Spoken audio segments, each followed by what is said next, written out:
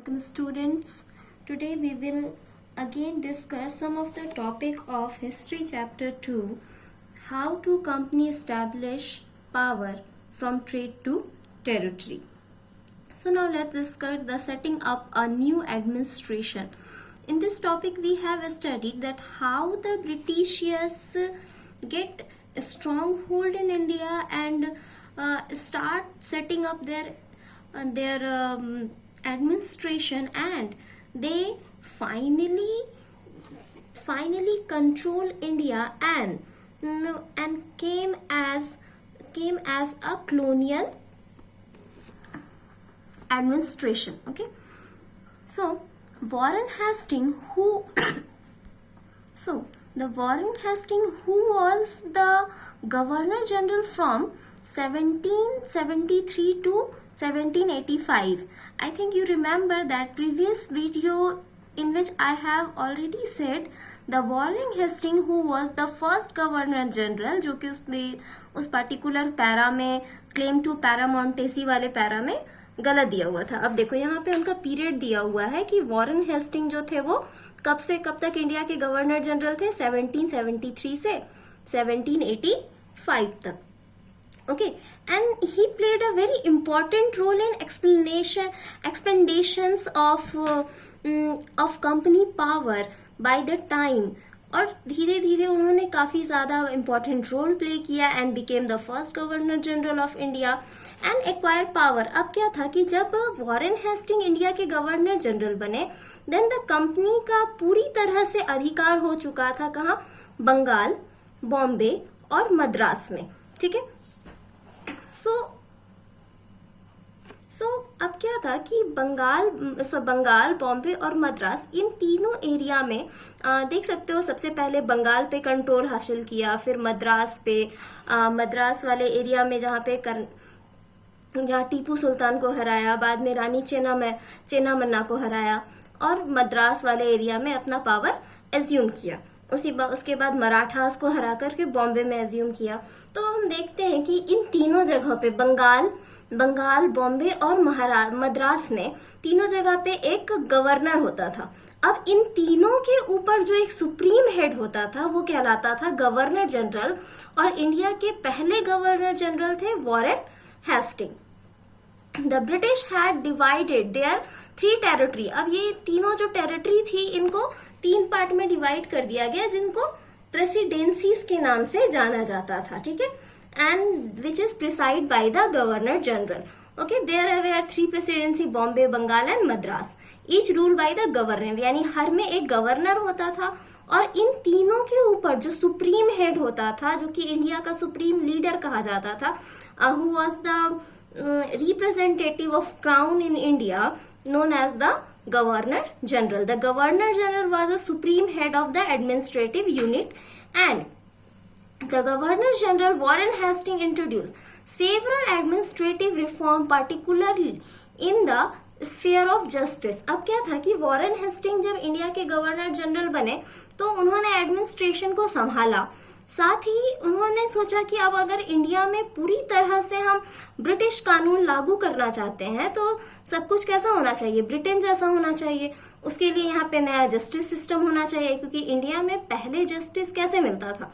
राजा होते थे, मोनार्की होती थी, और राजा के जो जुडिशियल डिपार्टमेंट के लोग होते थे वो राजा से कंसल्ट करके लोगों को जस्टिस दिया करते थे. लेकिन ब्रिटेन में ऐसा नहीं था. ब्रिटेन में ये चीज़ें एक फॉर्मल कोर्ट के जरिए की जाती थी. तो इसलिए उन्होंने यहाँ सोचा कि चलो हम लोग क्या करते हैं, इंडिया को भी जस्टिस सिस्टम है इसको रिफॉर्म कर देते हैं. So from 1772 a new system of justice was establish. एक नया सिस्टम एस्टैब्लिश किया गया. लेकिन अब क्या था कि ब्रिटेन जो है एक छोटा सा कंट्री था. यानी ब्रिटेन हरियाणा इतना बड़ा कंट्री है, और इंडिया उससे काफी बड़ा कंट्री था. तो इस केस में ये लोग यहाँ पे परेशान हो गए कि अब क्या करेंगे. इंडिया में इतनी बड़ी संख्या में लोग रहते हैं, बड़ी कंट्री है, अलग अलग धर्म के लोग रहते हैं, लेकिन ब्रिटेन में ऐसा था नहीं. तो इन्होंने सोचा कि ठीक है, लोगों को अब हम जो जस्टिस देंगे वो उनके धर्मों के अकॉर्डिंग होगी, according to their religion. So that उन्होंने 2 तरह के कोर्ट यहाँ पे इंट्रोड्यूस किए, जो कि आज भी है. यानी फौजीदारी अदालत जो कि क्रिमिनल कोर्ट के नाम से जाना जाता था, दीवानी अदालत जो कि सिविल कोर्ट। अब ये जो दीवानी अदालत है, जो वर्ड है दीवानी, ये दीवान से आया है, यानी दीवान वो पार्टिकुलर आदमी होता था जो किसी भी पार्टिकुलर एरिया का जो लेखा जोखा होता था, जमीन का जो ब्यौरा होता था, जमीन की जितनी भी इंफॉर्मेशन होती थी, टैक्सेशन का इंफॉर्मेशन होता था, वो रखता था। साथ में जमीन जायदाद यानी प्रॉपर्टी से रिलेटेड जितने भी इश्यूज होती थी उनको सॉल्व करता था। तो इसलिए इसको दीवानी अदालत के नाम से जाना गया, जो कि सिविल कोर्ट है, जो कि आज भी इंडिया में प्रिवेल है। The Indian law were interpret. अब क्या था कि इंडिया को कैसे जस्टिस दिया जाए। ब्रिटेन में तो इतने ज़्यादा डाइवर्सिटी थी नहीं, लेकिन इंडिया में काफ़ी ज़्यादा डाइवर्सिटी थी। इन दैट केस इन्होंने सोचा कि हम क्यों ना रिलीजन के अकॉर्डिंग करें, तो सो दे इंटरप्रेटेड ऑन द मौलवीज और हिंदू पंडित। इन्होंने क्या किया, कंसल्ट किया धर्म गुरुओं से, यानी हिंदुओं के लिए हिंदू पंडित्स को बुलाया गया, मुस्लिम्स के लिए मुस्लिम मौलवीज को बुलाया गया। एंड ये तो जो मौलवी और हिंदू पंडित थे, ये काम किसके अंदर करते थे, यूरोपियन डिस्ट्रिक्ट कलेक्टर, यानी इंडिया को जनरली डिस्ट्रिक्ट में बांट दिया गया और डिस्ट्रिक्ट का हेड होता था डीसी यानी डिस्ट्रिक्ट कलेक्टर, जैसे आज होता है। बस डिफरेंस ये था कि वो कोई इंडियन नहीं होता था, वो एक यूरोपियन होता था। सो अब ये लोग ये दोनों मतलब मौलवीज और हिंदू पंडित ये सब मिलकर के जस्टिस देने की कोशिश करते थे। सपोज कोई आदमी जो है वो हिंदू रिलीजन से बिलोंग करता है, तो उसके लिए जस्टिस का काम उसको किस तरह की सजा देनी चाहिए, क्या होना चाहिए according to the Hindu religious text, ये हिंदू पंडित बताते थे किसको, कलेक्टर को, और कलेक्टर उसको कन्वे करता था। सिमिलरली मुस्लिम रिलीजन के साथ भी यही होता था। So the qazi and the muftis जो कि यहाँ पे क्या करते थे, जनरली लॉज को बताते थे। लेकिन अब क्या था कि यहाँ प्रॉब्लम कहाँ पे आई, अब यहाँ प्रॉब्लम क्या आई कि अब होता क्या था कि अलग अलग लोगों को अलग अलग रिलीजियस टेक्स्ट के अकॉर्डिंग एक ही पार्टिकुलर एक ही टाइप की गलती के लिए अलग अलग तरह की सजाएं दे दी जाती थी। तो इसकी वजह से काफ़ी ज़्यादा कन्फ्लिक्ट पैदा होता था, और जो यूरोप से जो डिस्ट्रिक्ट कलेक्टर्स आते थे उनके लिए भी समझना काफ़ी मुश्किल होता था कि किस जुर्म के लिए, किस क्राइम के लिए कौन सी सज़ा दी जा रही है। सो दैट एन बी हेलहेड नाम के आदमी ने एक सॉल्यूशन निकाला कि क्यों ना हम इन सबको एक धर्मशास्त्र की तरह कंपाइल कर दें, सो दैट कन्फ्लिक्ट्स क्या होंगी, खत्म हो जाएंगी। अब इसमें क्या किया, एन.पी. हेलहेड ने क्या किया, इन्होंने 12 हिंदू स्कॉलर्स और 12 मुस्लिम स्कॉलर्स को बुलाया और कहा कि आप अपने धर्म ग्रंथों का जो भी निचोड़ है, जो भी सॉल्यूशन है, उन सबको एक जगह कंपाइल कीजिए। So that over this in 1775 a code of Hindu law was compiled and 1778 a code of Muslim law was compiled। ठीक है, यानी 1775 में हिंदू कोड जो था वो कंपाइल हो गया, एक धर्मशास्त्र के रूप में बनकर कोर्ट को दे दिया गया कि हाँ ये हिंदू टेक्स्ट है, इनके अकॉर्डिंग ही अब क्या है, किसी को भी सजा दी जाएगी। इससे क्या हुआ, सबके लिए सजा बराबर हो गई। सिमिलरली मुस्लिम टेक्स्ट के साथ भी किया गया। अब क्या था कि इसके बाद एक सुप्रीम कोर्ट एस्टेब्लिश किया गया according to the regulating act of 1773। अब रेगुलेटिंग एक्ट क्या था, ब्रिटेन में जब भी कोई रूल रेगुलेशन पास होता था तो वो वहाँ के पार्लियामेंट से होता था, और जब भी किसी कॉलोनी के लिए यानी ब्रिटेन की किसी ऐसे प्लेस जहाँ उसका डिक्टेटरशिप है वहाँ के लिए जब कोई रूल रेगुलेशन बनता था तो उसको रेगुलेटिंग एक्ट के नाम से जानते थे। हम आगे भी कई सारे रेगुलेटिंग एक्ट के बारे में पढ़ेंगे। So the regulating act of 1773 and a court of appeal. अब क्या था, इसके अकॉर्डिंगली कोलकाता में पहला सुप्रीम कोर्ट एस्टैब्लिश किया गया, जो कि एक कोर्ट ऑफ अपील था जिसका नाम था द सदर निजाम अदालत, जो कि एक क्रिमिनल कोर्ट था। Okay, so the district administration was the job of the collector. अब डिस्ट्रिक्ट एडमिनिस्ट्रेशन चलाना कलेक्टर का काम होता था। He had collect revenue, tax, maintain law and order in district, and his office collect collectorate and became a new centre of power. अब क्या था कि यहाँ से इंडिया का जो एडमिनिस्ट्रेशन था ना वो पूरी तरह से चेंज होना स्टार्ट हो जाता है कि अब रेवेन्यू कलेक्ट करने का काम किसका हो गया, कलेक्टर का हो गया। उसके बाद डिस्ट्रिक्ट में रूल रेगुलेशन मेंटेन करने का भी काम कलेक्टर का हो गया, जैसे कि आज होता है। ठीक है, अब देखते हैं, अब बात करते हैं आर्मी की कि अब कंपनी ने आर्मी के साथ क्या किया। तो अगर हम बात करें हमसे ब्रिटिश से पहले, तो ब्रिटिशर्स से पहले इंडिया में मुगल्स का क्या कह सकते हैं, मुगल की मोनार्कियल पावर थी जो कि एस्टैब्लिश थी। तो अब देखते हैं कि मुगल्स की आर्मी कैसी थी। Unlike the Mughal army which was based on the cavalry, अब क्या था ये which was based on cavalry. So अब ये क्या था कि जो कावलरी का मतलब क्या होता है, ट्रेन्ड सोल्जर जो कि घोड़े पे बैठते हैं, यानी जो घुड़सवार होते हैं। बट कंपनी ने अब क्या था कि यहाँ पे मुगल आर्मी में जो पैदल सोल्जर्स है, जो फुट सोल्जर्स होते थे, जो कि जिनको इन्फेंट्री के नाम से जाना जाता था, इसका वैल्यू बहुत कम होता था। वहीं कावलरी का वैल्यू काफी ज्यादा होता था क्योंकि इनको ट्रेन किया जाता था, पर्टिकुलर वेजेस दी जाती थी, सैलरी दी जाती थी। और वहीं जो इन्फेंट्री थी इसकी बहुत ज़्यादा वैल्यू नहीं होती थी। अनलाइक जब कहीं भी वॉर होता था या कोई बैटल होती थी तो पर्टिकुलर एरिया के जमींदार और सरदारों से कहा जाता था कि हमें इतने इतने सोल्जर्स चाहिए। तो वो क्या करते थे, पीजेंट्स को ही as a soldier, foot soldier के रूप में लेकर आ जाते थे और फिर उसके बाद जो भी बच जाते थे वॉर के बाद वो अपने काम पे वापस चले जाते थे। इससे क्या होता था कि मुगल्स को फुट सोल्जर्स को पार्टिकुलरली मंथली वेजेस नहीं देना पड़ता था। लेकिन जब ब्रिटिशर्स इंडिया आए तो कंपनी ने क्या किया, एक नई आर्मी रिफॉर्म की, नई आर्मी इंट्रोड्यूस की जिसमें इन्फेंट्री की वैल्यू बहुत ज्यादा थी। इन्होंने क्या किया, the army came to known as the sepoy army from the Indian word sipahi, यानी सिपाही, पैदल सोल्जर्स को हम लोग सिपाही कहते थे, इन्होंने स्पॉय कहा और जिसका मतलब होता था soldiers.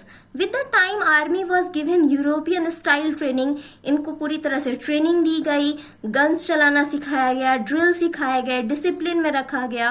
And the soldier were armed with the musket, यानी बंदूक, विद द देखो लिखा हुआ भी है, heavy gun use by the infantry, वो हेवी गन जो कि पैदल सैनिक अपने साथ लेकर चलते थे। उसके अलावा अब क्या था कि और क्या होते थे, मैचलॉक गन्स। मैचलॉक गन्स क्या होती हैं, if you have seen the first one, यहाँ क्या है, एक थ्रेड है जिसको मैच स्टिक से यानी माचिस की तिल्ली से जलाया जाता था और इस ट्रिगर को खींचने पर बंदूक चलती थी। तो this one is known as the matchlock musket which used in 17th century by the British Army. And then अब देखो क्या था, in which early gun in which the powder grind by the match यानी माचिस से जलाया जाता था, उसके बाद गन पाउडर जलती थी और उसके बाद उस ट्रिगर को खींच करके बंदूक चलाई जाती थी। It was difficult to soldiers to give up their caste. अब क्या था कि 1857 में एक नई राइफल इंट्रोड्यूस की गई, एक नया रिफॉर्म हुआ और वहां पे एक नई राइफल जिसको इनफील्ड राइफल के नाम से जाना गया वो इंट्रोड्यूस की गई। जो इनफील्ड राइफल थी वो, अब उस इनफील्ड राइफल में क्या था, अब इस इनफील्ड राइफल में क्या था कि गन पाउडर इस तरह के पैकेट में पैक होता था और इसको इस पेपर में, एक पेपर के बैग में पैक्ड होता था जिसको मुंह से फाड़ कर, I think you can see it, देखो मुंह से फाड़ करके क्या किया जाता था, बंदूक में गन पाउडर भरा जाता था और उसके बाद फिर गन को तैयार किया जाता था जो कि जानी जाती थी किस नाम से, इनफील्ड राइफल के नाम से।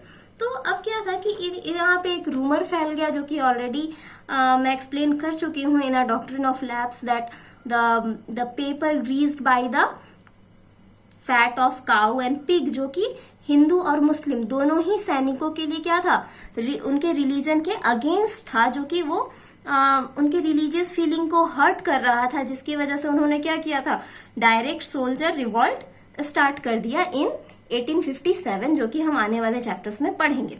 So remember it. अब देखते हैं कि what is a conclusion of this chapter? इस चैप्टर में कई सारे टॉपिक्स थी जिसको हम लोगों ने डिस्कस किया. सो दैट अब what is a conclusion of it? Conclusion क्या निकला?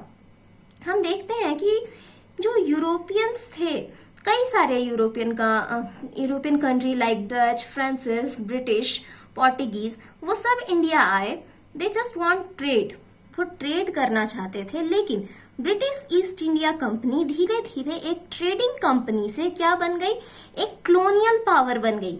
East India Company change from trading company to a colonial power. उन्होंने इंडिया के कमजोर पॉलिटिकल सिस्टम का फायदा उठाते हुए इंडिया पे अपनी एडमिनिस्ट्रेशन को एस्टेब्लिश किया.